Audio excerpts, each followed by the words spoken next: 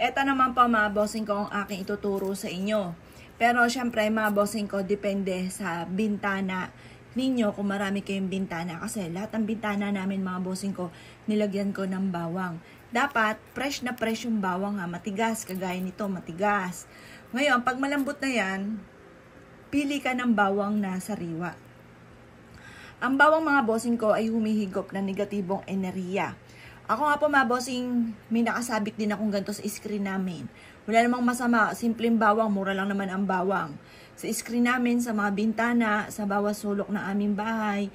Dito sa paligid ko, meron akong ganito mga bossing, maging dito sa ilalim ng aking inuupuan mga bossing ko, meron akong uling at bawang. Proven po ito mga bossing ko. Kung ikaw ay wala pang ganito at ikaw po nais ninyo na masigit na maka-attract ng swerte lalo na sa pera, kailangan meron kang bawang. Ang bawang ay isa sa mga subok na napakaswerte. Tuldukan natin ang mga paghihirap ngayong buwan na ito ng Mayo. Gawin niyo po ito ngayong araw ng May 28, huling Martes mga bossing ko ng buwan ng Mayo. Kung marami kang pagsubok na pinagdadaanan sa ngayon, lagi kang walang pera, bagamat kayo ay masipag na madiskarte, mainam na gawin nyo po ito para imbis po na lagi kang walang pera, marireverse ang mga nagaganap. Imbis na lagi kang walang pera, maraming pera ang darating sa inyo.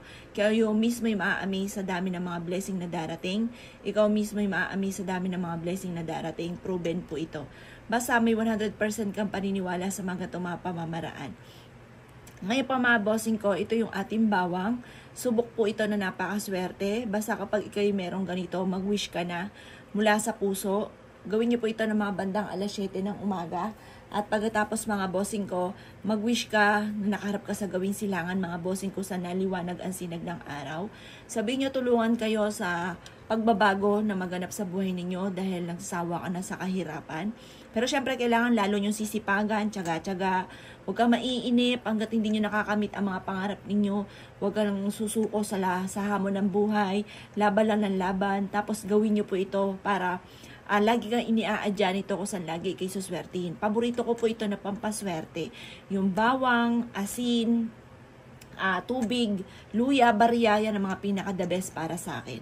Ngayon pa mga bossing ko, bukod sa inyong pagiging masipag at matyaga, huwag mong kakalimutan na maggawa ng bawang na pampaswerte.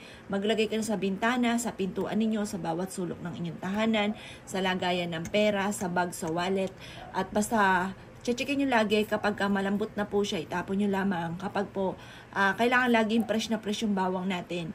Dahil sign po yan na nahigop na yung mga negatibong enerhiya kapag natuyo na po siya. Marami na siya nahigop na negatibong enerhiya. Kailangan po, laging fresh yung ating bawang. Kung ikay naniniwala at nais po itong gawin, huwag ka na magpatumpik-tumpik pa. Makakatulong po ito upang sa ganon, masigit ka na maka-attract ng swerte. I-adya ako sa lagi kay swertihin. Ngayong huling buwan na ito ng May 28, huling Martes, gawin niyo po ito para kayo po ay laging swertihin. Ngayong buwan ng June, para maraming pera ang darating po sa inyo. Kaya ako kinaniwala at nais po itong gawin. Asya mga boss, good luck po sa inyo po lahat.